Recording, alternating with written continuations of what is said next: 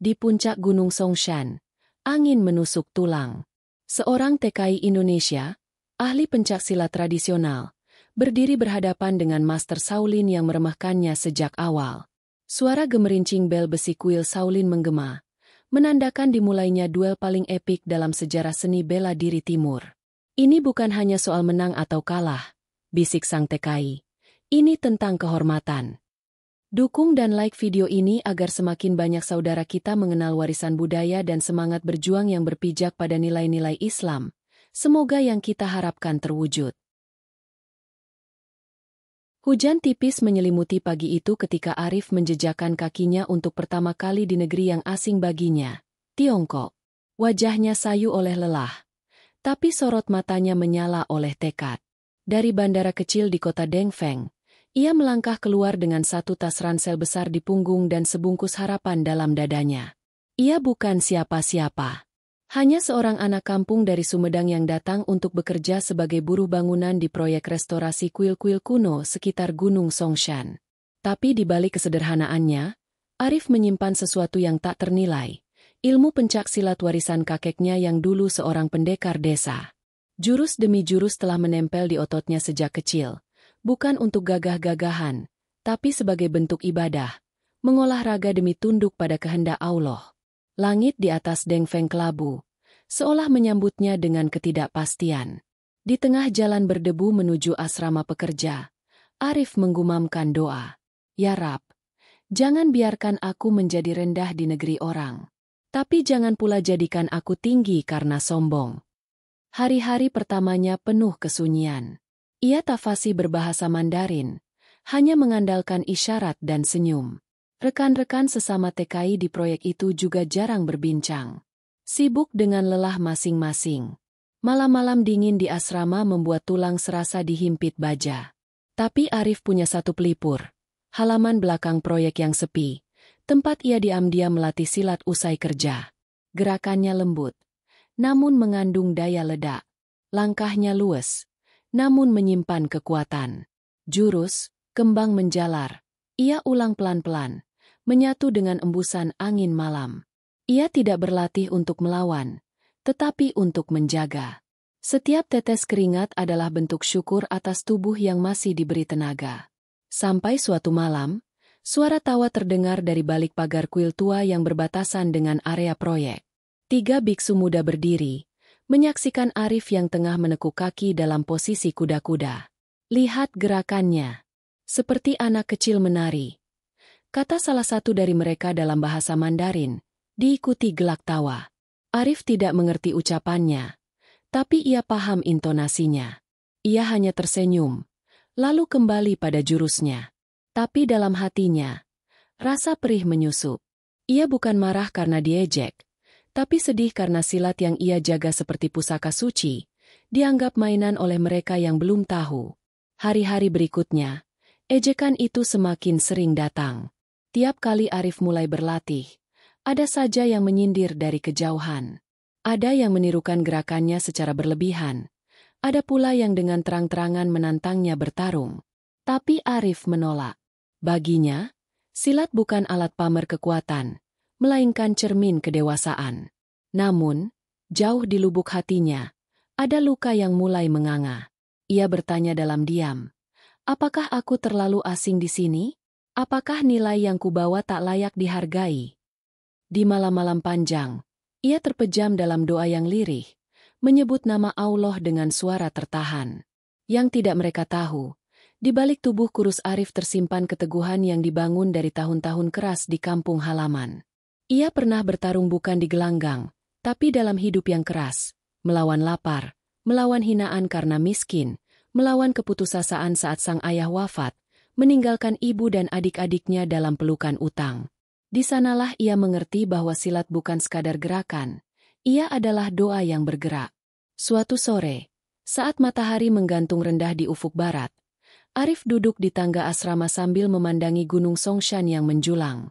Kabut tipis menyelimuti puncaknya, seolah menutupi rahasia yang dalam. Gunung itu seperti memanggilnya. Tak ada suara, tapi ada rasa. Seakan-akan alam pun tahu bahwa sesuatu tengah bersiap. Dalam diamnya, Arif berkata lirih. Kalau bukan untuk menunjukkan siapa aku, mungkin Allah ingin aku menunjukkan siapa engkau, melalui sikapku. Dengan hati yang diliputi resah namun penuh pasrah, Arif bangkit berdiri. Ia tahu, waktunya belum datang. Tapi ia juga tahu, tak selamanya harga diri bisa diam di dalam dada. Ada saatnya ia harus berdiri bukan untuk menyerang, tapi untuk menjelaskan bahwa silat yang ia bawa bukan untuk menantang dunia, tapi untuk menunjukkan bahwa orang kecil pun bisa besar, jika bersama Allah. Malam itu, ia kembali ke halaman belakang. Tidak ada gelak tawa dari biksu-biksu muda. Hanya suara angin yang mendesir, dan langkah kaki yang lebih tenang. Jurus demi jurus ia ulang, lebih perlahan. Setiap gerakan seperti berbicara kepada langit.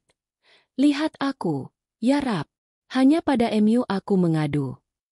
Embun pagi menempel di dedaunan sekitar kompleks kuil, membentuk butiran yang berkilau tertimpa matahari.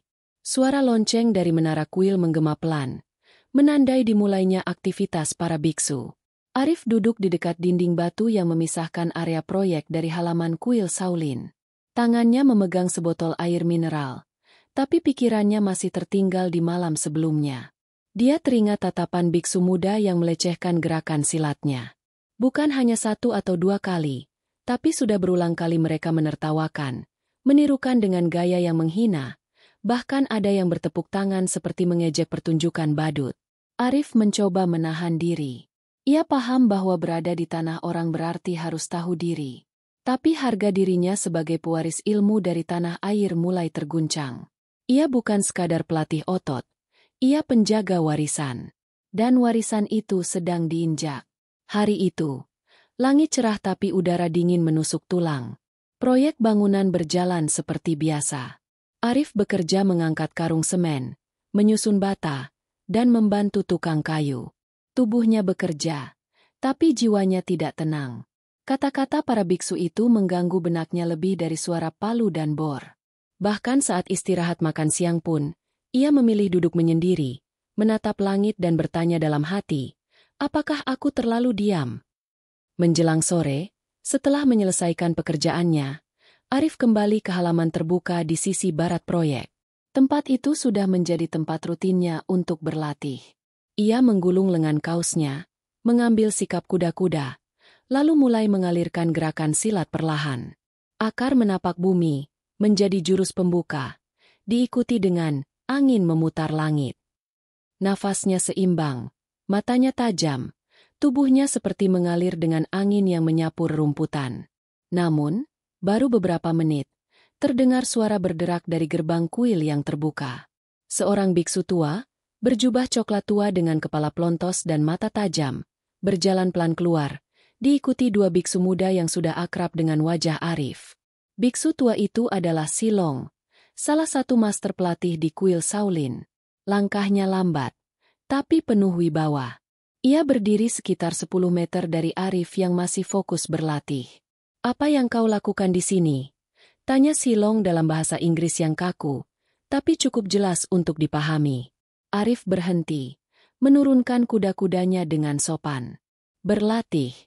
Master. Saya biasa berlatih setelah kerja. Silong mengangkat alis. Latihan? Itu bukan seni bela diri. Itu seperti tarian anak kecil. Kau pikir bisa menantang Shaolin dengan gerakan seperti itu? Kata-kata itu menghantam Arif seperti palu. Ia tahu, bukan sekadar gerakan yang sedang direndahkan, tapi seluruh martabat ilmu pencak silat, dan secara tidak langsung, martabat bangsa. Namun, Arif tetap tenang. Dadanya panas, tapi lisannya terjaga. Ini warisan dari leluhur saya, Master. Jawabnya pelan. Saya tidak menantang siapapun. Saya hanya menjaga apa yang saya yakini sebagai kehormatan. Biksu muda di belakang Silong tertawa kecil. Warisan? Mungkin sebaiknya warisan itu disimpan saja di museum. Dunia sudah berubah. Silong tidak tertawa. Ia menatap Arif dalam-dalam, lalu mendekat 2 langkah. Kau tahu di mana kau berpijak, anak muda? Ini adalah tanah leluhur kami. Shaolin telah ada sejak ratusan tahun lalu. Jangan membawa omong kosong ke tanah suci ini. Arif menatap mata Silong. Tidak dengan dendam, tapi dengan keyakinan yang dingin. Saya tahu saya tamu di sini. Tapi saya juga tahu bahwa tanah ini tidak menolak langkah siapapun yang bersungguh hati. Suasana menegang. Angin berhenti. Bahkan burung-burung yang biasa berterbangan di langit Dengfeng seolah menghindari percakapan itu. Silong menghela napas. Baik. Kalau begitu, buktikan bahwa apa yang kau sebut seni bela diri itu layak dihargai. Arif mengernyit. Maksud Master? Silong memutar tubuh, menunjuk ke arah puncak Gunung Songshan yang mulai diselimuti kabut tipis. 7 hari dari sekarang. Di batu arena atas gunung. Kau dan aku. 1 lawan 1. Biksu muda terkejut. Master, tidak mungkin. Diam. Potong Silong. Aku ingin tahu seberapa kuat keyakinan anak ini. Apakah hanya sebatas jurus? Atau ada sesuatu di baliknya? Arif tidak langsung menjawab. Ia menunduk, menahan gejolak dalam dada. Ia bisa menolak, bisa memilih diam. Tapi rasa sakit karena dilecehkan bukan lagi sekadar rasa pribadi. Ia membawa nama. Nama bangsa. Nama silat. Nama leluhur. Dan yang paling dalam, nama yang ia bisikan tiap malam dalam sujud. Allah. Ia mengangkat wajahnya perlahan. Mata dan hati menyatu dalam ketegasan. Baik. 7 hari lagi. Saya datang bukan untuk menang. Tapi saya akan hadir untuk menjelaskan apa arti kehormatan. Silong mengangguk tanpa senyum, lalu berjalan pergi bersama para biksu muda. Arif berdiri sendiri di halaman kosong itu, dengan embusan angin yang tiba-tiba menjadi lebih dingin. Langit perlahan memerah, menandai senja yang datang. Tapi dalam dada Arif, malam telah lebih dulu tiba. Ia sadar, ini bukan sekadar duel. Ini pertarungan batin. Bukan tentang kekuatan tubuh, tapi tentang siapa yang mampu berdiri sambil tetap menjaga adab. Bukan tentang menjatuhkan, tapi tentang mengangkat nilai yang telah lama dianggap rendah. Ia melangkah pelan menuju asrama. Tapi kali ini, langkahnya lebih berat, lebih dalam, seperti memikul tanggung jawab yang tak kasat mata. Sebelum tidur, ia duduk menghadap kiblat, mengangkat tangan, dan berkata dalam hati, "Wahai Engkau yang Maha Menatap, jangan biarkan aku melangkah dengan niat yang salah. Jika ini ujian dari MU, maka kuatkan aku. Jika ini ujian dari manusia, maka biarlah aku menjawabnya dengan Engkau di sisiku." Di luar, angin kembali berhembus. Halus, tapi mengandung janji akan badai yang akan datang. Bab ini menutup dengan hening yang menggantung. 7 hari ke depan bukan hanya persiapan fisik, melainkan perjalanan batin menuju sesuatu yang lebih besar dari sekadar adu jurus. Sebuah kehormatan yang tak bisa dibeli, tak bisa dicuri, hanya bisa dibuktikan. Angin pagi menyapu sela-sela bilik asrama dengan bisikan dingin. Langit masih gelap saat Arif membuka matanya, lebih awal dari biasanya. Tak ada suara lain kecuali derit lembut pintu tua yang ia dorong perlahan. Di luar, fajar belum sepenuhnya menyingsing. Tapi hari itu bukan pagi biasa. Hari itu adalah awal dari 7 hari yang akan menentukan sesuatu yang lebih besar dari tubuh dan tenaga, harga diri, martabat, dan keyakinan. Langkah Arif menuju tempat wudhu di sisi barat asrama terasa lebih berat, namun lebih terarah. Uap dingin keluar dari mulutnya saat ia membasuh wajah dengan air yang menusuk kulit. Tapi justru disitulah kesadaran muncul. Tubuh harus disakiti agar jiwa menjadi tangguh. Ia berdiri dalam diam, menengadah ke langit dan melaksanakan salat tahajud dengan khusyuk. Di setiap sujudnya, ada linangan yang tidak bisa disaksikan siapapun. Air mata yang jatuh bukan karena takut kalah, tapi karena takut mengecewakan niat yang ia titipkan pada Allah. Usai berdoa panjang, Arif duduk bersila. Ia membuka bekal kecil dari tasnya, Al-Quran lusuh yang sudah menemaninya sejak di kampung.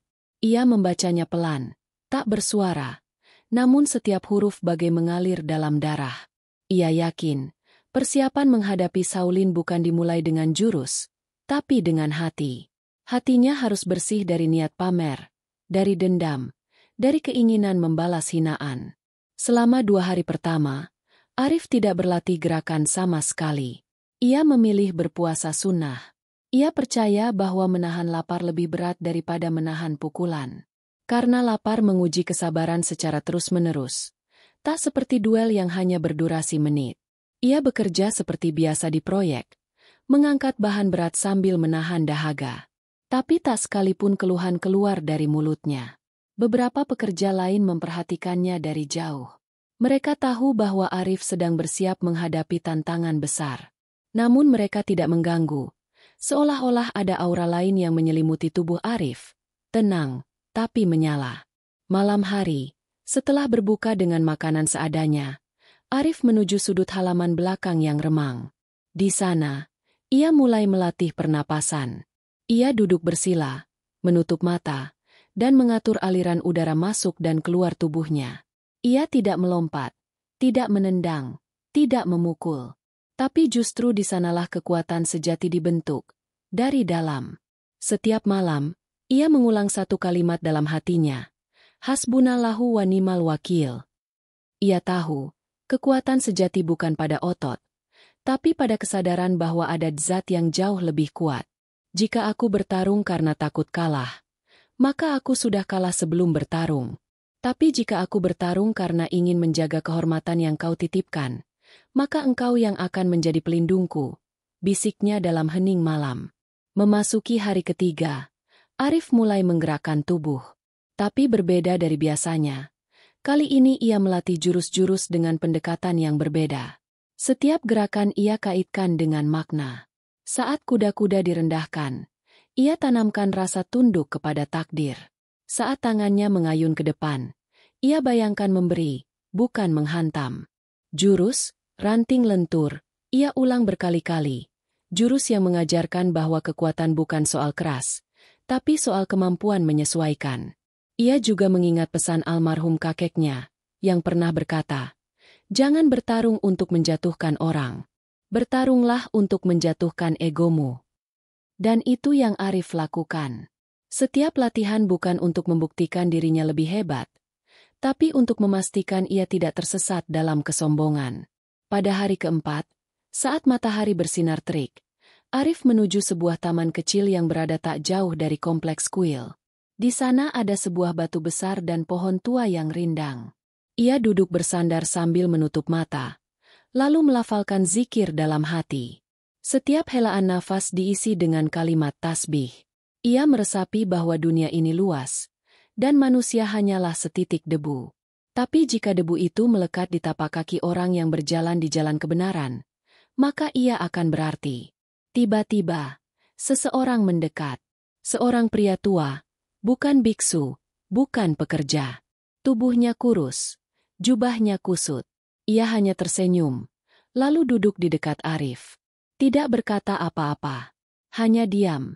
Sama-sama memandangi langit. "Kenapa kamu tidak melatih ototmu seperti pendekar lain?" tanya si kakek tiba-tiba dalam bahasa Mandarin campur bahasa isyarat. Arif tersenyum. "Karena saya percaya bahwa hati lebih berat dari otot. Jika hati saya kuat, otot akan mengikuti." Si kakek tertawa kecil, lalu berdiri dan menepuk bahu Arif. "Gunung Songshan akan menguji semua bagian tubuhmu. Tapi bagian yang paling rapuh adalah niatmu." Ucapan itu mengakar dalam. Arif menatap langit sore, seolah mendapat pesan dari alam.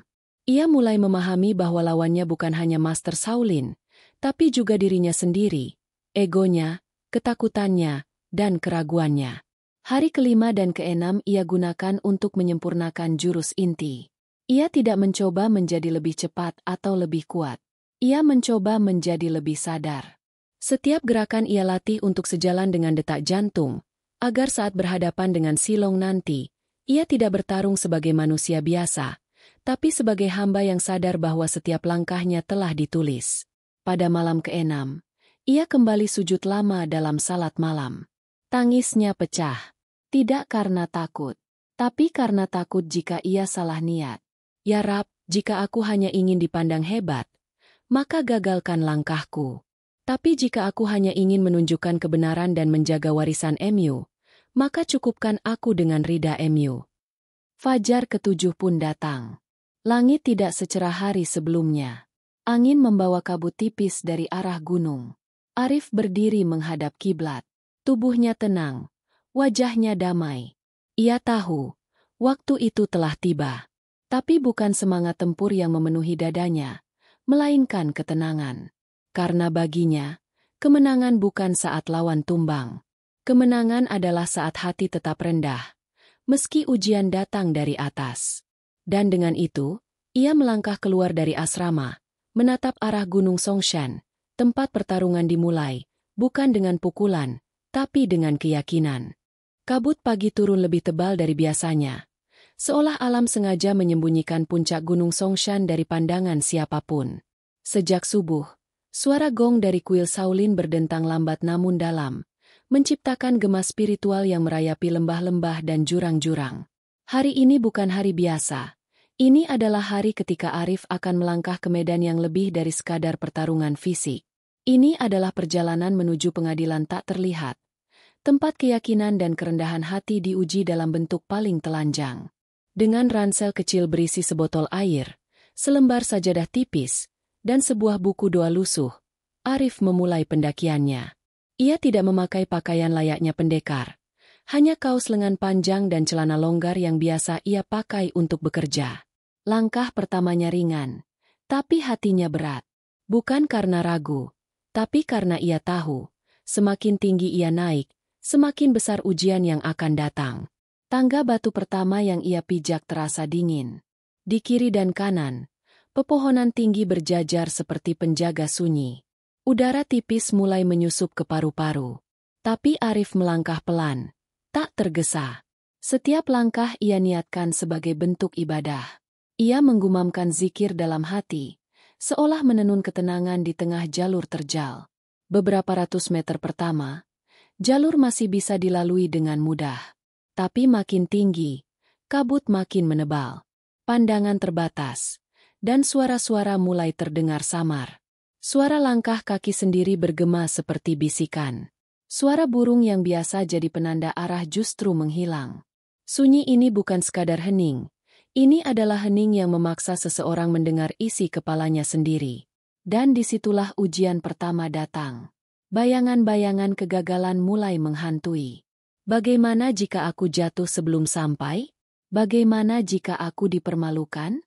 Apa aku hanya sedang mengejar gengsi yang kubungkus dengan alasan kehormatan? Langkah Arif terhenti. Dadanya sesak, bukan karena napas, tapi karena pikiran yang beradu dalam diam.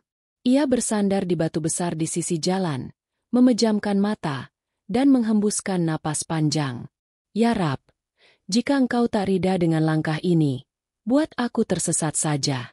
Tapi jika ini jalan yang engkau bukakan, maka jangan biarkan aku lemah di tengah. Tangisnya jatuh tanpa suara. Ia tidak ingin terlihat kuat. Ia ingin tetap menjadi manusia yang tahu batas. Ia ingin Allah tahu bahwa ia tidak sedang mendaki untuk menaklukkan, tapi untuk menyampaikan kebenaran yang sering dipandang sebelah mata. Beberapa menit kemudian, suara langkah pelan terdengar dari arah belakang. Arif menoleh. Seorang anak laki-laki sekitar usia 12 tahun, mengenakan jubah kelabu dan kepala pelontos, muncul dari balik kabut. Wajahnya polos, tapi matanya menyiratkan kecerdasan yang tak biasa. Kau dari Indonesia, bukan? Tanya anak itu dalam bahasa Inggris terbata. Arif mengangguk, terkejut. Kamu siapa? Aku murid di kuil Shaolin. Namaku Liang. Aku sering melihatmu berlatih diam-diam dari balik pagar. Jawabnya sambil tersenyum. Arif bingung, tak menyangka ada seseorang yang memperhatikan latihan sunyinya selama ini. Aku suka gerakanmu. Tidak kasar. Tidak seperti kami yang selalu keras. Gerakanmu seperti air, tenang tapi menghanyutkan, ujar Liang lirih. Arif tersenyum tipis. Aku tidak tahu ada yang memperhatikan. Kau akan melawan Master Silong, bukan? Arif tidak langsung menjawab. Ia hanya menatap ke arah puncak yang masih tertutup kabut. Liang lalu mendekat dan mengeluarkan secari kertas kecil dari balik jubahnya. Ini, catatan tentang titik lemah dari jurus, naga membelah langit. Jurus itu sering digunakan master di akhir duel. Tapi tidak banyak yang tahu, saat ia melompat dan tubuhnya berputar, ada satu titik kosong di sisi perutnya. Arif menatap anak itu penuh tanya. Kenapa kamu memberiku ini? Liang menunduk. Karena aku ingin ada yang berbeda. Aku ingin tahu, apakah kekuatan selalu harus keras? Atau bisa datang dari ketenangan? Aku ingin melihat apakah orang sepertimu bisa mengubah cara kami memandang lawan. Arif menerima kertas itu dengan ragu. Tapi ia tahu, kadang bantuan datang dari arah yang tak diduga. Terima kasih, Liang.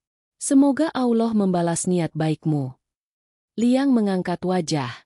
Bingung. Allah. Nama Tuhanku, jawab Arif. Yang maha melihat, maha menjaga. Liang hanya mengangguk pelan, lalu berpamitan. Arif kembali melanjutkan perjalanan dengan hati yang sedikit lebih tenang. Tapi pendakian belum selesai. Baru separuh jalur, hujan tipis mulai turun. Bebatuan licin. Kaki mulai gemetar. Ia tergelincir 2 kali. Namun tidak jatuh. Tapi lebih dari itu, tubuhnya mulai dingin. Gemetar bukan hanya karena suhu, tapi karena tubuhnya belum benar-benar pulih dari puasa dan latihan berat. Di sebuah tikungan sempit, Arif berhenti. Ia membentangkan sajadah tipisnya di atas batu besar yang sedikit kering. Meski angin mengoyak kainnya, ia tetap berdiri, lalu rukuk dan sujud dalam dingin. Ia tahu, waktu salat tidak menunggu medan berubah. Justru di medan inilah, salat menjadi tali satu-satunya yang bisa menyelamatkan. Dalam sujudnya, ia berkata lirih, "Jangan biarkan aku sampai di atas dengan hati yang kotor. Bersihkan aku dengan dingin ini. Kuatkan aku dengan lelah ini." Usai salat, ia duduk sejenak. Nafasnya mulai berat, tapi kabut mulai menipis. Seolah sujud tadi membuka jalan. Di kejauhan, samar-samar terlihat bayangan dataran datar di puncak gunung, tempat yang menjadi arena pertarungan. Tapi kali ini, Arif tidak merasa sedang menuju duel. Ia merasa sedang menuju pemurnian. Ia bukan membawa silat, ia membawa niat. Dengan langkah terakhir yang tertatih, tubuh basah oleh hujan, dan wajah penuh embun serta lelah, Arif sampai di bibir puncak. Langit mulai membuka sedikit warna keemasan, pertanda senja akan datang. Tapi bukan itu yang membuatnya bergetar. Di tengah dataran batu yang luas, berdiri gong kuno dari perunggu, berlumut dan diam. Di sekelilingnya, tiang-tiang kayu tua masih berdiri tegak meski tergerus waktu. Di sanalah semuanya akan bermula. Arif berdiri menghadap gong, lalu menunduk dalam. Ia tidak ingin menjadi pendekar besar. Ia hanya ingin menjadi wakil dari nilai-nilai yang selama ini dicemooh. Dan ia tahu, malam ini, ia harus tidur dalam tenang. Sebab esok, bukan hanya tubuh yang akan diuji, tapi siapa dirinya sebenarnya. Kabut yang semalam begitu pekat mulai menguap pelan saat fajar menyentuh puncak gunung Songshan. Cahaya jingga menetes lembut di sela-sela pohon pinus yang mengelilingi dataran batu. Udara masih dingin, tajam seperti pisau, menelusup ke sela kulit dan tulang. Tapi Arif berdiri tegak, di tengah lapangan batu seluas hampir setengah lapangan sepak bola. Punggungnya basah oleh embun yang belum sempat mengering. Matanya menatap lurus ke gong perunggu besar yang tergantung di ujung arena. Tua, berlumut, dan sunyi, seolah menyimpan ribuan cerita duel dari masa ke masa. Suasana pagi itu hening, tapi bukan hening biasa. Ini adalah hening yang padat, seperti sebelum badai datang. Hening yang dipenuhi harap, keraguan, ketegangan, dan sisa-sisa doa semalam yang belum sempat terjawab. Arif tahu, di tempat inilah ia akan diuji. Bukan sekadar kemampuan bertahan, tapi keberanian untuk tetap berdiri dengan hati bersih di hadapan penghinaan, di hadapan kekuatan besar yang ingin menjatuhkan bukan hanya tubuhnya, tapi kepercayaannya.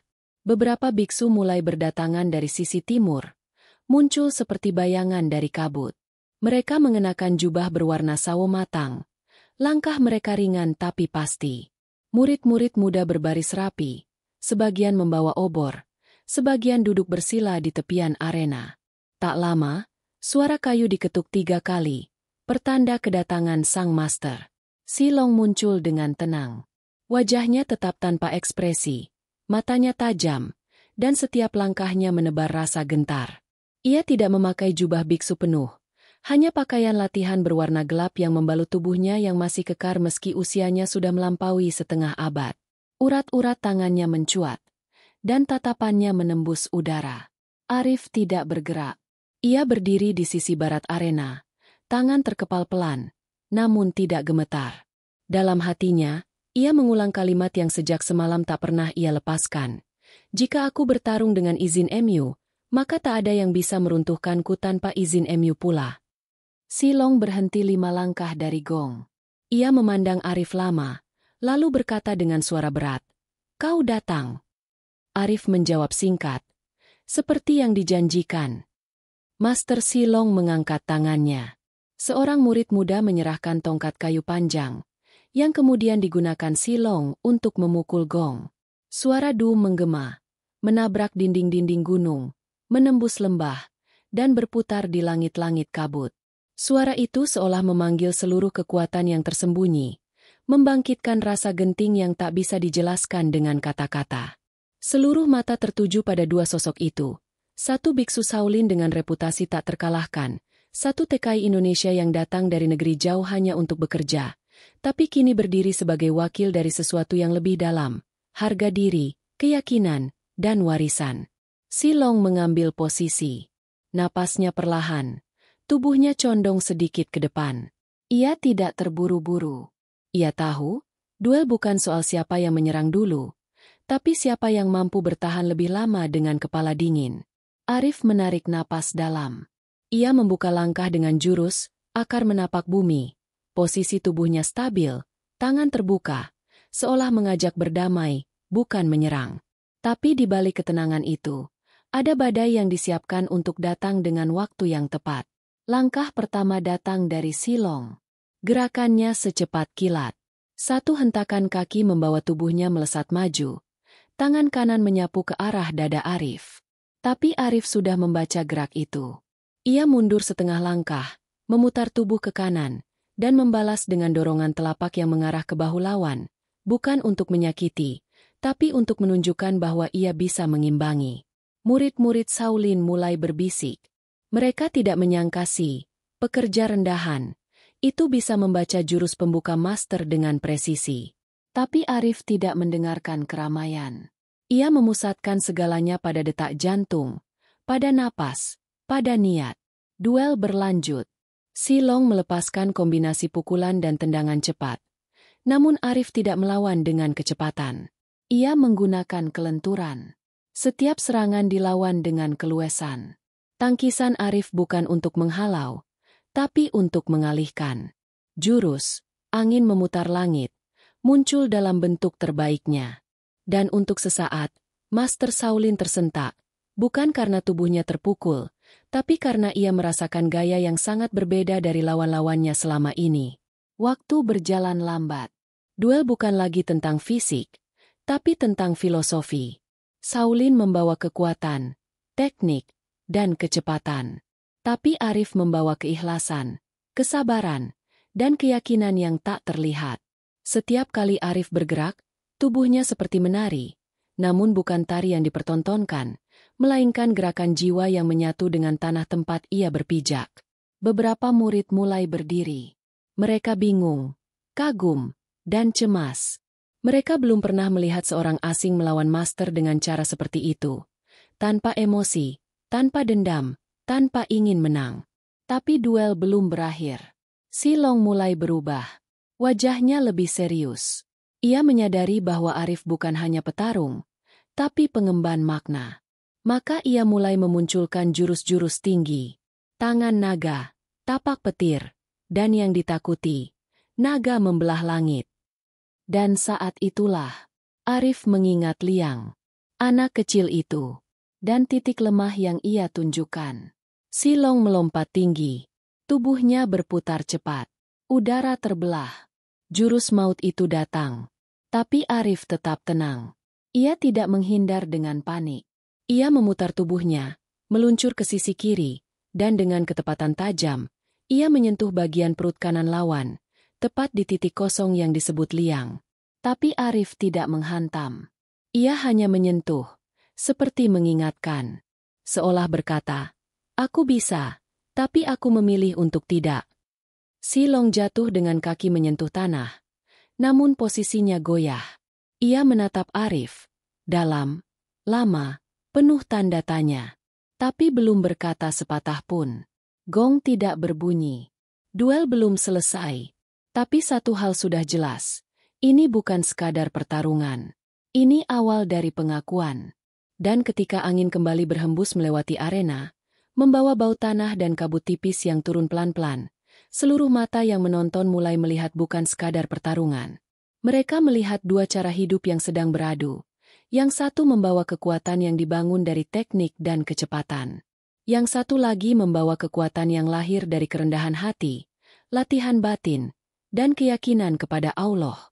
Dan untuk pertama kalinya, Gunung Songshan menjadi saksi bukan dari kekalahan, tapi dari benturan dua dunia yang sedang mencari titik temu. Langit di atas Gunung Songshan mulai menggelap. Awan bergulung seperti pertanda badai. Padahal angin tak terlalu kencang. Namun siapapun yang menyaksikan duel itu tahu, badai sebenarnya sedang berlangsung di tengah arena batu yang kini mulai terasa seperti medan perang yang sakral. Gong perunggu belum berbunyi kembali, tapi pertarungan telah memasuki babak yang berbeda. Tadi, saat Arif menyentuh titik lemah Master Silong tanpa melukai, waktu seolah berhenti. Namun bukan kedamaian yang muncul. Justru sejak saat itu, aura Silong berubah. Wajahnya tak lagi tenang. Matanya tak lagi sekadar menilai. Ada api yang menyala, yang tak terlihat di babak awal. Arif berdiri tegak. Napasnya masih stabil. Tapi tubuhnya mulai lelah. Otot-ototnya menegang oleh pertarungan yang menuntut lebih dari sekadar fisik. Setiap gerakan bukan hanya menguras tenaga, tapi juga menguji batin. Ia tahu, duel ini belum setengah jalan. Dan ia juga tahu sekarang lawan tidak lagi menahan. Silong mengambil langkah ke depan. Kali ini bukan langkah pengukur, tapi langkah pemukul. Tanpa aba-aba, ia mengayunkan serangan cepat ke arah dada Arif, diikuti tendangan memutar yang nyaris mengenai pelipis. Arif sempat menghindar, tapi ujung kaki Silong menyambar bahunya. Arif terdorong mundur 3 langkah, tubuhnya goyah, tapi tidak jatuh. "Kenapa kau menahan dirimu?" tanya Silong dengan suara berat, wajahnya dingin. "Kau punya kesempatan untuk menjatuhkanku. Tapi kau hanya menyentuh. Ini bukan latihan meditasi. Ini duel." Arif mengatur napas, menahan nyeri di bahu yang mulai berdenyut. "Aku tidak datang untuk menjatuhkan. Aku datang untuk menjaga." "Menjaga? Kau pikir dunia ini bisa dijaga dengan kelembutan? Dunia ini milik yang kuat," bentak Silong, lalu melesat lagi dengan serangan beruntun, seperti badai bertubi-tubi yang menabrak pantai. Arif bertahan, tapi ia mulai kewalahan. Tangannya menangkis satu pukulan, namun tak bisa menahan serangan berikutnya yang menghantam rusuk kirinya.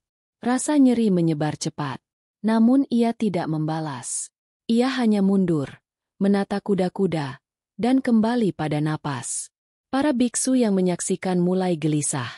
Mereka tidak lagi bersorak seperti saat awal pertarungan. Mereka mulai melihat sesuatu yang lebih dalam dari duel ini. Mereka melihat dua prinsip yang bertolak belakang sedang berperang. Satu dengan kekuatan, satu dengan kesabaran. Tapi tampaknya yang membawa kesabaran sedang tertekan.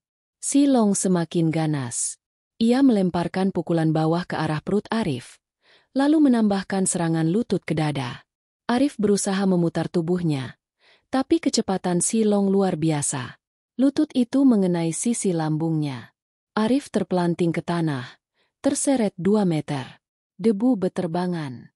Darah segar mengalir dari sudut bibirnya. Namun yang mengejutkan semua orang, Arif tidak mengaduh. Ia tidak mengeluh. Ia hanya duduk perlahan, memegang sisi tubuhnya yang memar, lalu berdiri lagi, pelan, tapi mantap. Matanya tidak marah, bahkan tidak dendam. Ia hanya menatap dengan tenang, seolah sedang melihat ke dalam dirinya sendiri. Lalu ia berkata pelan, "Aku tidak dilatih untuk menang. Aku dilatih untuk bertahan, agar yang kulindungi tidak jatuh." Silong terdiam sejenak. Tapi diam itu bukan pengakuan. Itu adalah lonceng perang yang baru. Ia mendengus, lalu berkata, "Kalau kau tak ingin menyerang maka kau akan tumbang." Ia kembali menyerbu. Dan kali ini, Arif benar-benar mulai tertekan. Jurus demi jurus Shaolin keluar. Setiap pukulan bagaikan batu yang dilemparkan dari jarak dekat. Setiap tendangan terasa seperti cambuk baja. Arif tak bisa menangkis semuanya. Bahunya kembali terkena. Lengannya mulai lebam. Bahkan kakinya mulai gemetar karena terus-menerus menahan serangan berat. Di tengah duel, pandangannya mulai kabur sesaat. Napasnya memburu. Ia melihat bayangan-bayangan masa lalu. Wajah ibunya yang menatap dari dapur bambu di rumah mereka yang sederhana. Senyum adik perempuannya yang mengantar kepergiannya dengan sepucuk surat kecil. Suara almarhum ayahnya yang berkata, "Jangan pernah kau gunakan silat untuk menyakiti, kecuali untuk melindungi yang tak mampu bersuara." Dan di tengah semua itu, satu suara muncul dalam batinnya, pelan, tapi tegas. "Jangan bergantung pada kekuatanmu, karena tubuh bisa hancur. Tapi hati yang menggantung padaku tidak akan goyah." Hatinya bergetar. Telinganya mendadak mendengar jelas kalimat itu. Meski tak ada suara yang mengucap. Ia menutup mata sepersekian detik. Dan saat membuka, ada cahaya yang berubah. Bukan cahaya dari langit, tapi dari matanya sendiri. Serangan Silong berikutnya datang dari sisi kiri. Tapi kali ini Arif tidak bertahan. Ia menunduk, memutar tubuhnya seperti angin yang mengalir melewati jurang, dan serangan itu meleset. Ia tidak menyerang balik. Ia hanya mengubah arah. Lalu serangan lain datang. Arif kembali menghindar, dengan gerakan yang lebih halus, lebih tenang. Ia tidak menggunakan kekuatan. Ia menggunakan keseimbangan. Ia membiarkan serangan lewat, dan dirinya menjadi bayangan dari badai. Salah satu biksu tua di pinggir arena bergumam, "Dia bukan melawan. Dia membiarkan jurus itu pergi." Silong mulai frustasi. Ia merasa menyerang udara. "Kau pengecut," bentaknya. "Hadapi aku dengan keras." Tapi Arif hanya menjawab pelan, "Aku tidak datang untuk menjadi keras. Aku datang untuk menjadi kuat dengan cara yang lembut." Dan untuk pertama kalinya, Silong ragu. Karena yang dihadapinya bukan lagi tubuh yang siap dihantam, tapi prinsip yang tak bisa dipukul. Ia mulai sadar. Lawannya bukan sekadar seorang buruh migran. Ia sedang menghadapi manusia yang berdiri di atas keyakinan, yang tidak dibangun dari daging dan tulang, tapi dari doa dan kesabaran. Namun pertarungan belum usai. Tubuh Arif mulai melemah, tapi jiwanya justru menguat. Dan itulah yang menakutkan. Saat gong belum berbunyi lagi, dan kabut turun kembali pelan dari sisi gunung, duel itu telah berubah. Bukan lagi duel dua pendekar, tapi duel antara dua jalan hidup. Yang satu ingin membuktikan bahwa kekuatan adalah segalanya, dan satu lagi yang ingin menunjukkan bahwa ketika manusia bersandar sepenuhnya pada Allah, maka tak ada luka yang bisa meruntuhkannya. Dan Arif masih berdiri. Kabut di Gunung Songshan menebal kembali, seolah langit menutup mata dari pertarungan yang mulai menguras segalanya. Bukan hanya tenaga, tapi juga batin.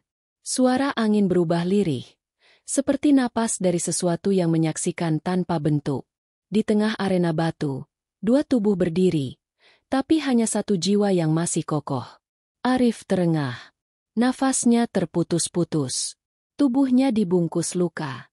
Pelipisnya robek kecil. Darah mengalir turun perlahan ke pipi. Bahu kanannya memar gelap, dan pinggangnya terasa seperti ditusuk setiap kali bergerak. Tapi di tengah semua itu, ia tidak melangkah mundur. Ia tetap berada di tengah arena, berdiri dengan satu kaki sedikit lebih maju, tangan terbuka, dan kepala sedikit tertunduk. Ia tampak rapuh, tapi tak runtuh. Sementara itu, Silong berdiri dengan dada membusung. Matanya menatap Arif seperti singa yang tak percaya mangsanya belum juga roboh. Nafasnya masih kuat, tapi emosinya mulai mendidih. Semua serangan terbaiknya telah keluar. Tapi lawan yang ada di depannya tidak menghilang, malah semakin terlihat tenang, seakan luka-luka itu bukan beban, tapi jubah keagungan. Si Long melangkah maju. Kali ini, langkahnya berat bukan karena lelah, tapi karena pertanyaan. Ia mencoba membaca Arif, tapi yang ia temukan hanyalah pantulan dirinya sendiri, versi yang lebih tenang, lebih berserah, lebih hening. Itu yang membuatnya takut. Bukan kekuatan Arif, tapi ketidaktergoyahannya. Arif menatap kabut yang menari di sekitar mereka. Di balik kabut, ia seolah melihat wajah kakeknya. Suara yang dulu membimbingnya di pekarangan rumah bambu, saat malam hanya diterangi pelita kecil. Arif, kalau kau benar-benar ingin menjelaskan siapa dirimu, jangan dengan lidah. Gunakan langkah. Gunakan sikap. Gunakan jurus terakhir. Tapi hanya saat hatimu sudah bebas dari ingin menang. Dan saat itu tiba. Arif menutup mata sejenak, mengatur napas. Lalu membuka langkah pertama dari jurus yang tak pernah ia tampilkan di hadapan siapapun sejak kepergian sang kakek. Jurus yang diwariskan secara lisan, turun dari generasi ke generasi, disimpan bukan untuk dibanggakan, tapi untuk menjaga. Jurus itu bernama Harimau Menyergap Senja. Langkahnya diawali dengan pergeseran kaki kanan, tubuh diturunkan sejenak seperti hendak duduk, lalu tangan kanan membentuk cekungan rendah, sementara tangan kiri menutup dada. Posisi ini menyerupai harimau yang tengah merunduk di balik semak, siap meloncat, bukan untuk menerkam, tapi untuk menegaskan wilayah. Murid-murid Shaolin bergumam. Mereka belum pernah melihat gerakan seperti ini. Bukan karena kompleksitasnya, tapi karena sikapnya yang seperti tak ingin melukai. Gerakan itu lebih mirip sebuah ibadah daripada duel. Seolah-olah setiap sudut tubuhnya sedang menyampaikan pesan yang tidak terucap. Si Long maju dengan kecepatan tinggi. Ia menyerang dari samping, berharap mengakhiri semuanya. Tapi Arif bergerak cepat. Tubuhnya meluncur rendah, lalu melompat memutar dengan satu tangan mengarah ke dada, satu lagi menahan kaki lawan. Tubuh Si Long terdorong ke samping. Ia hampir kehilangan keseimbangan, namun segera kembali berdiri. Matanya membulat. Serangan itu lembut, tapi hampir menjatuhkannya. Arif tidak mengejar. Ia hanya menurunkan tubuhnya lagi, siap dalam kuda-kuda kedua dari jurus harimau. Ia bersiap, tapi tidak menyerang. Ia menunggu. Ia membaca. Ia merasakan. Serangan kedua datang lebih keras. Si Long menggunakan jurus tangan lurus yang mengarah ke leher. Tapi kali ini, Arif memutar tubuhnya seperti air, memanfaatkan momentum lawan, lalu membalikan posisi dengan menekuk tangan Si Long ke bawah, tanpa mencederainya. Saat tubuh Si Long terdorong ke tanah, Arif berhenti. Tidak menekan, tidak menyakiti, hanya melepaskan, dan berdiri kembali. "Kenapa kau tak selesaikan?" teriak Si Long sambil bangkit. Matanya penuh campur aduk antara amarah, kebingungan, dan rasa malu. Arif menjawab dengan suara lemah tapi jelas. "Karena aku tidak datang untuk menjatuhkan. Aku datang untuk menjelaskan, dengan tindakan." Si Long terdiam. Nafasnya berat. Ia menatap mata Arif lama. Dan di sana, ia melihat sesuatu yang belum pernah ia lihat sebelumnya dalam semua lawan-lawannya. Ketenangan yang lahir dari rasa cukup. Arif kemudian menyusun kembali jurusnya, melanjutkan ke bentuk akhir dari harimau menyergap, gerakan yang lebih lambat, lebih dalam, dan lebih berat. Setiap gerakan tampak seperti menanggung beban ratusan tahun. Namun saat dia mengakhiri jurus itu dengan satu helaan napas panjang, udara di sekitar seolah berubah. Tidak ada sorak, tidak ada tepuk tangan, hanya hening yang dalam. Dan dalam hening itu, semua yang menyaksikan tahu, inilah akhir dari perlawanan yang sesungguhnya. Si Long masih berdiri, tapi bukan dalam posisi bertahan. Ia menunduk, bukan karena lelah, tapi karena sadar. Sadar bahwa yang berdiri di hadapannya bukan sekadar pendekar, tapi seseorang yang datang membawa cermin, bukan untuk mempermalukan, tapi untuk mengingatkan. Arif pun menunduk, lalu mundur 3 langkah dan menurunkan tangannya ke samping. Pertarungan secara teknis belum selesai. Gong belum dipukul. Tapi semua tahu, tak ada lagi yang perlu dijelaskan. Dan pada saat itulah, langit yang sejak tadi kelabu, mulai membuka sedikit cahaya. Sinar keemasan menembus sela awan dan jatuh tepat di tengah arena batu. Menerangi dua sosok yang telah menghabiskan tenaga, waktu, dan luka untuk menemukan satu hal yang tak bisa dilatih dengan tangan, nilai. Seseorang dari para biksu memukul gong dengan pelan. Suaranya bergema, tapi kali ini bukan sebagai tanda dimulai, melainkan tanda selesai. Dan ketika suara itu memudar, Gunung Songshan kembali sunyi. Tapi di hati semua yang menyaksikan, sesuatu telah berubah. Tidak pada siapa yang lebih kuat, tapi pada apa arti kekuatan itu sendiri. Dan Arif? Ia hanya menunduk, lalu menengadah ke langit, dan berkata dalam hatinya, "Ya Rab, aku datang tak membawa nama, dan pulang tak membawa kemenangan. Tapi jika engkau menerima niatku, maka cukup bagiku engkau tahu bahwa aku berdiri di sini bukan untuk diriku." Angin Gunung Songshan bergerak pelan, menyapu dedaunan pinus yang menggantung di tebing-tebing batu. Setelah dentang gong yang menandai berakhirnya duel itu, tidak ada satupun suara yang berani menyusul. Semua mata terpaku pada dua sosok yang berdiri di tengah arena. Arif yang masih terdiam dalam hening dan Silong yang membeku dalam tanya. Namun saat langkah-langkah para murid mulai bergerak perlahan mendekat, sesuatu tampak berbeda.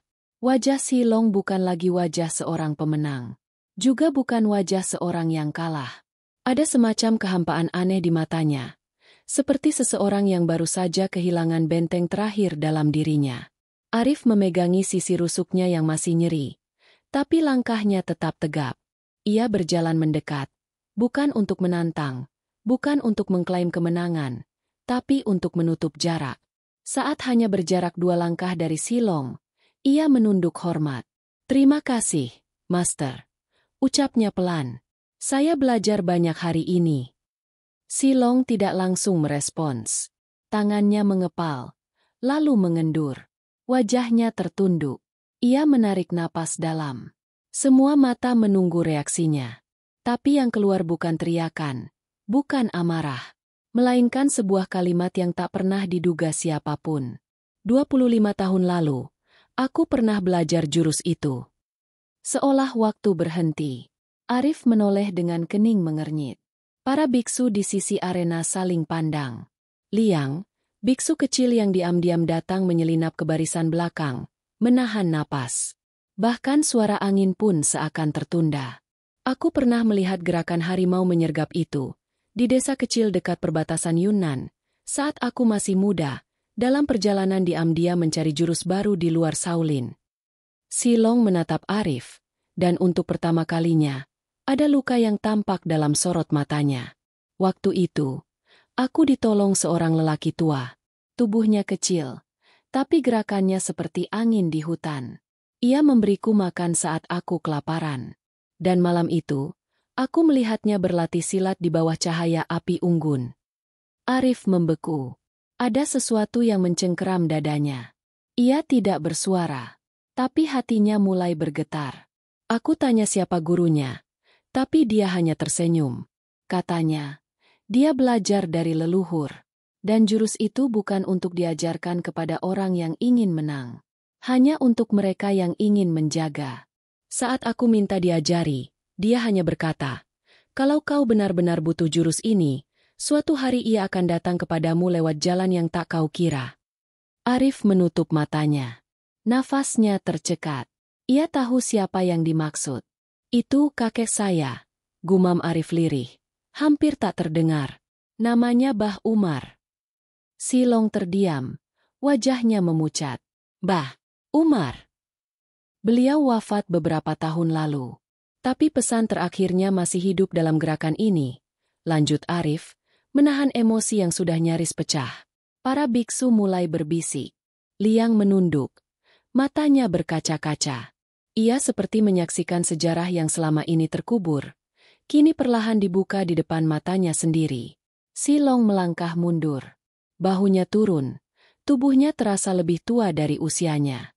"Selama ini, aku berpikir bahwa Shaolin adalah puncak segalanya.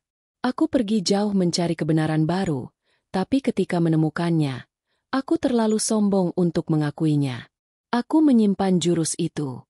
Ku pelajari diam-diam. Bahkan kuadaptasi sebagian gerakannya ke dalam latihan internal Shaolin. Tapi aku tak pernah benar-benar paham maknanya. Ia menatap Arif lagi. Suaranya lebih berat. Hari ini, kau tidak hanya memperlihatkan jurus itu. Kau menghidupkannya. Arif tak bisa lagi menyembunyikan emosinya. Matanya berkaca-kaca.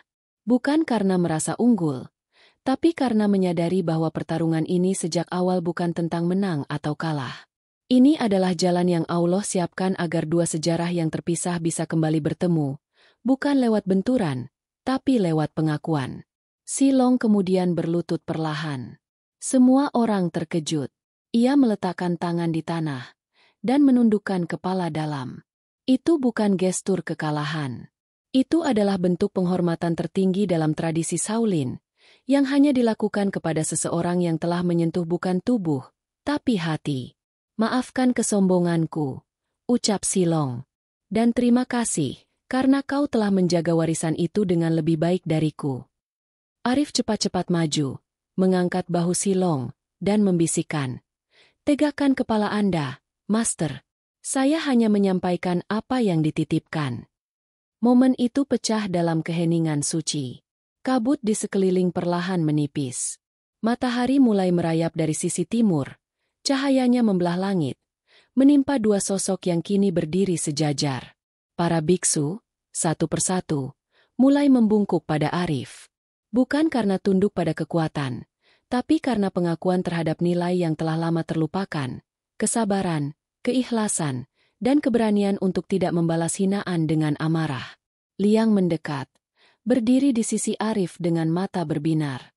Hari ini, aku belajar apa itu silat yang sebenarnya. Arif menoleh, tersenyum lemah. Silat itu bukan tentang bagaimana kamu memukul, tapi bagaimana kamu bertahan, menjaga, dan tetap berdiri. Walau tak ada yang membelamu, kecuali Allah. Langit Gunung Songshan akhirnya cerah.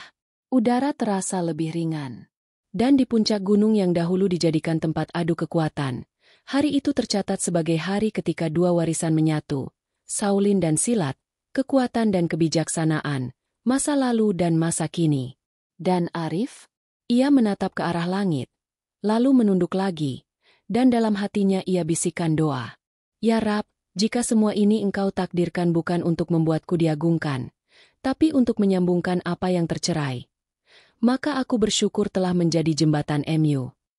Senja menyelimuti Gunung Songshan dengan cahaya jingga yang menggantung di langit, mengguratkan lukisan tenang di balik semua yang telah terjadi. Tapi ketenangan itu bukan akhir. Justru disinilah ujian sejati dimulai, bukan pada adu gerak, tapi pada pertempuran yang jauh lebih sunyi, pertarungan batin. Silong dan Arif masih berdiri berdampingan, sama-sama diam, sama-sama menunduk, masing-masing dengan dunia yang kini terasa berbeda dari sebelumnya. Murid-murid Shaolin mulai kembali duduk di sekeliling arena. Mereka belum beranjak, belum juga berkata. Seakan-akan mereka tahu bahwa yang sedang berlangsung bukan lagi pertunjukan duel, melainkan pelajaran paling langka yang hanya datang saat jiwa manusia benar-benar diuji. Arif, meskipun telah memaparkan jurus pamungkas dan menyentuh hati lawan, tak merasa telah menyelesaikan segalanya. Justru kini, hatinya terasa jauh lebih berat. Kemenangan, jika bisa disebut demikian, malah membuatnya gelisah. Di dalam dada, ada sesuatu yang mengendap, seperti suara yang bertanya dalam diam. Untuk apa semua ini jika bukan untuk memperbaiki dirimu? Ia menarik napas dalam. Sakit di rusuknya belum hilang. Tapi rasa itu bukan lagi beban. Justru itu menjadi pengingat bahwa jalan ini tidak pernah mudah. Ia berjalan ke sudut arena dan duduk bersila, menatap langit yang mulai kehilangan warna. Kabut yang tadi turun perlahan sudah menghilang, menyisakan udara bersih dan langit yang membentang tanpa celah. Silong berdiri tak jauh. Ia memperhatikan Arif dari belakang, lalu ikut duduk. Tidak di sampingnya, tidak pula membelakanginya, melainkan sedikit di sisi, cukup untuk menunjukkan bahwa kini ia tak lagi melihat Arif sebagai lawan, tapi sebagai cermin. Wajahnya menua dalam cahaya senja, tapi mata itu tak lagi tajam. Ia menatap kosong ke arah pepohonan. Kau tahu, Ucapnya akhirnya, pelan, berat. Saat aku muda, aku sering berdoa. Tapi makin lama, makin aku merasa bahwa kekuatanlah yang memberi jawaban lebih cepat. Maka aku berhenti meminta. Aku mulai mencari kekuatan, bukan petunjuk. Arif menoleh perlahan. Tak berkata. Hanya mendengar. Silong melanjutkan. Aku mencari ke seluruh negeri. Menantang. Belajar. Menang. Tapi setelah kemenangan ke-14, aku mulai kehilangan sesuatu. Dan sampai hari ini, aku belum menemukannya lagi. Suara itu terdengar seperti air yang pecah di atas batu. Jujur, pecah, dan menyesakkan. Arif memejamkan mata. Ia tahu rasa itu. Rasa ketika kemenangan terasa hampa. Ketika tubuh kuat tapi hati kosong. Ia sendiri pernah merasakannya bertahun-tahun lalu, saat menang dalam sebuah duel kecil di desanya, tapi pulang dengan dada yang terasa seperti lubang. Karena kita manusia, jawab Arif akhirnya, lirih. Kita sering mencari cahaya di tempat yang paling terang. Padahal yang kita cari sebenarnya tersembunyi di balik kelemahan kita sendiri. Silong mengerutkan dahi, menatap Arif dalam-dalam. Kau tidak takut kalah? Takut, jawab Arif jujur. Tapi aku lebih takut menang untuk alasan yang salah. Kalimat itu membungkam udara. Murid-murid di sekeliling menunduk. Bahkan Liang, si biksu kecil yang tadinya duduk tegak, kini menekuk tubuhnya, seperti ingin menyembunyikan wajahnya yang tak lagi mampu menahan haru. Silong menutup matanya, lalu membuka mulutnya, dan bertanya pelan. Kalau hari ini bukan tentang kemenangan, lalu tentang apa? Arif menunduk, menatap tanah. Suaranya nyaris tak terdengar, tapi cukup jelas. Ini tentang adab. Tentang bagaimana seseorang tetap berdiri walau dihina. Tetap menahan meski mampu melukai. Tetap tenang saat diberi ruang untuk sombong. Dan tetap menyebut nama Allah dalam setiap gerakan, bukan hanya di bibir, tapi dalam hati. Silong terdiam lama. Tangannya mengepal di lutut, lalu mengendur. Dadanya turun naik perlahan, seperti seseorang yang sedang menerima kenyataan setelah menolak terlalu lama. Ia mengangguk, tapi wajahnya tak menoleh. Kalau begitu, ujarnya pelan, aku belum selesai belajar. Arif tersenyum kecil. Saya pun belum, Master. Saya masih jauh. Dan pada saat itulah, ujiannya datang. Seorang murid Shaolin tua berdiri dari barisan. Wajahnya keras, matanya tajam. Ia adalah salah satu senior yang sejak awal menolak duel ini. Langkahnya tegas, suaranya dingin. Jika ilmu luar bisa mengalahkan Shaolin, maka tradisi ini akan runtuh. Kau mengajak kami merendah, tapi kau datang dari luar. Kami tidak tahu keyakinanmu, tidak tahu dasar ajaranmu. Bagaimana kami tahu kau tidak sedang membawa racun ke dalam gerbang kami? Suasana berubah. Murid-murid mulai menegakkan punggung. Liang tampak khawatir. Bahkan Silong terlihat bingung.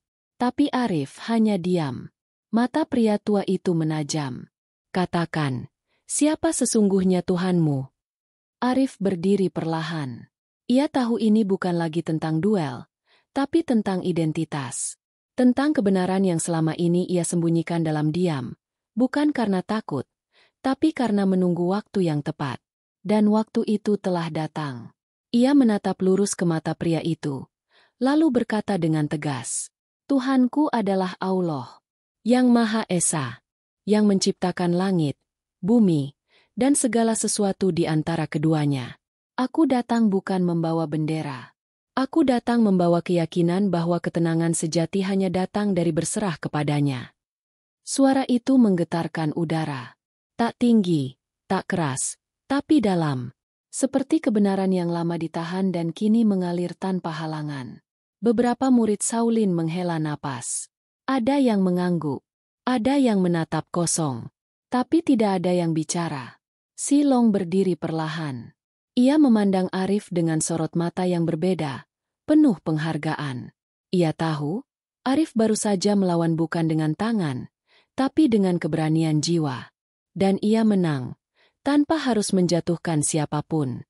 Langit senja akhirnya berubah kelam. Tapi Gunung Songshan terasa lebih terang dari sebelumnya. Bukan karena matahari, tapi karena dua jiwa telah membuka jalur yang dulunya tertutup oleh kesombongan, kebencian, dan prasangka. Dan Arif? Ia menengadah lagi, lalu mengatupkan tangan di dada. Dalam hatinya, ia berkata, "Ya Rab, aku tak tahu apakah mereka semua akan memahami. Tapi jika aku jujur pada MU, maka cukup bagiku bahwa engkau telah menyaksikan." Langit malam sepenuhnya menguasai Gunung Songshan. Cahaya senja telah menghilang, digantikan langit pekat dengan titik-titik bintang yang menyebar seperti doa-doa yang tak pernah berhenti naik. Tapi di tengah dingin dan gelap itu, ada kehangatan aneh yang merambat dari dada ke dada, dari hati ke hati, seolah Gunung Songshan yang selama ini menjadi tempat keangkuhan dan pembuktian kekuatan, kini menjadi saksi lahirnya sesuatu yang jauh lebih agung, penyatuan nilai. Arif berdiri di tepi arena batu. Wajahnya masih dilapisi debu dan darah kering.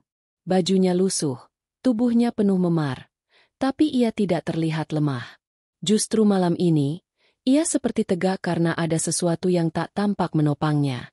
Sebuah keteguhan yang tak dibentuk oleh daging, tapi oleh perjalanan panjang yang menyentuh akar terdalam manusia, kehormatan. Di sisi lain, Silong berdiri tak jauh. Raut wajahnya tak lagi membawa sorot superioritas. Ia tidak lagi seorang master yang berdiri di atas menara keagungan. Kini ia berdiri sebagai manusia, yang telah melihat bahwa kebenaran tidak selalu datang dari tempat tinggi, tapi kadang muncul dari tanah, melalui mereka yang selama ini dianggap kecil, dianggap asing, dianggap remeh. Suara denting lonceng dari kuil Shaolin di bawah kaki gunung menggema perlahan, menciptakan irama tenang yang menjembatani waktu. Para murid masih duduk melingkar, lebih hening dari sebelumnya. Mereka tahu, apapun yang mereka saksikan hari ini bukan lagi sekadar duel. Ini sejarah. Silong melangkah mendekat. 3 langkah dari Arif. Ia berhenti, lalu menunduk sedikit. Di tangannya, ia menggenggam gulungan kain tua berwarna merah tua yang sebelumnya disimpan di balik sabuk hitamnya. Ini, katanya dengan suara berat, adalah simbol pengakuan warisan di Shaolin. Biasanya hanya diberikan kepada pewaris utama atau pengajar tertinggi. Tapi malam ini, aku memberikannya padamu. Arif terpaku. Matanya membesar. Master. Jangan panggil aku Master. Potong Silong cepat. Karena malam ini, aku bukan gurumu. Aku saudaramu. Dalam ilmu, dalam tujuan. Ia mengulurkan gulungan itu ke depan. Arif ragu menerimanya. Tangan kirinya masih gemetar akibat benturan sebelumnya. Tapi saat menyentuh kain itu, ia merasakan sesuatu yang berbeda. Bukan kehormatan, bukan kebanggaan, tapi tanggung jawab. Silong memandangnya dalam-dalam. Ilmu Shaolin dan silatmu berasal dari akar yang berbeda. Tapi akarnya menembus tanah yang sama. Tanah manusia. Dan air yang menyiraminya sama, kesabaran, keberanian, dan ketulusan. Arif menggigit bibir. Dadanya sesak. Ia merasa seperti sedang menerima bukan hanya warisan ilmu, tapi juga luka, kesombongan, dan kerinduan yang selama ini dipendam oleh dua dunia yang tak pernah bertemu. Kenapa aku? Tanya Arif lirih. Kenapa bukan muridmu sendiri? Silong tersenyum kecil. Karena mereka belum belajar tentang kalah. Dan orang yang belum pernah kalah dengan ikhlas, belum bisa dipercaya menjaga sesuatu yang besar. Kalimat itu memukul jauh lebih keras daripada tendangan apapun yang Arif terima dalam duel tadi. Ia menunduk, lalu menjawab perlahan. Kalau begitu, aku akan menjaga bukan untukku, tapi untuk semua yang tak pernah didengar, yang dilupakan, yang dilukai, hanya karena mereka tidak bersuara. Silong menepuk bahu Arif, lalu berbalik. Ia melangkah pergi, perlahan, lalu berhenti lagi. Gunung ini telah lama menjadi lambang adu kekuatan. Tapi setelah malam ini, aku ingin ia jadi lambang pengakuan bahwa ilmu bukan milik satu kaum. Nilai bukan warisan satu negeri. Langkah-langkahnya berderak di atas batu, lalu menghilang di balik kabut yang perlahan kembali turun. Arif berdiri sendiri. Tapi tidak kesepian. Karena dari arah belakang, para murid Shaolin mulai berdiri, satu persatu. Mereka maju, membentuk barisan kecil di depan Arif. Lalu satu persatu menunduk. Tak ada kata-kata. Tak ada tepuk tangan. Hanya ketundukan yang lahir dari hati yang mengakui, bukan karena takluk, tapi karena mengerti. Liang, si murid kecil, maju mendekat. Ia menatap Arif dengan mata yang bersinar. Suatu hari nanti, aku ingin belajar silat darimu. Arif berlutut, sejajar dengan Liang, menatapnya sambil menggenggam bahunya. Kalau kau ingin belajar, katanya, maka hal pertama yang harus kau pelajari adalah bagaimana menjadi sabar. Karena silat yang sesungguhnya bukan di tangan, tapi di hati. Liang mengangguk. Matanya berkaca-kaca. Lalu memeluk Arif dengan erat. Di kejauhan, angin meniup lembut dedaunan, menciptakan suara lirih yang seolah menjadi nyanyian bumi. Malam tidak lagi dingin. Gunung Songshan tidak lagi terasa tinggi. Karena malam itu, dua dunia yang berbeda telah saling menunduk. Dan di tengah keduanya, seorang anak bangsa berdiri, bukan sebagai pemenang, bukan sebagai tamu, tapi sebagai jembatan. Sebelum beranjak dari tempat itu, Arif menoleh ke arah langit. Di antara bintang-bintang, ia seolah melihat wajah-wajah yang dulu membentuknya. Almarhum ayahnya, ibunya yang sabar, adiknya yang menanti kabar, dan kakeknya yang dengan sabar mengajarinya langkah demi langkah silat penuh makna. Ia mengangkat tangan pelan, lalu berdoa dalam hati yang basah. Wahai Engkau yang Maha Tinggi, jika hari ini aku telah menjembatani dua hati, maka jangan biarkan aku mengkhianati kehormatan ini. Jangan jadikan aku sombong karena diangkat, tapi jadikan aku tunduk karena Engkau yang telah memilih. Saat ia menurunkan tangan, embusan angin menampar pipinya dengan lembut, seperti jawaban. Dan dengan langkah perlahan, ia turun dari arena. Tidak dengan sorak, tidak dengan mahkota, tapi dengan beban baru di pundaknya, menjaga warisan dengan adab, dengan sabar, dan dengan tunduk kepada Allah semata.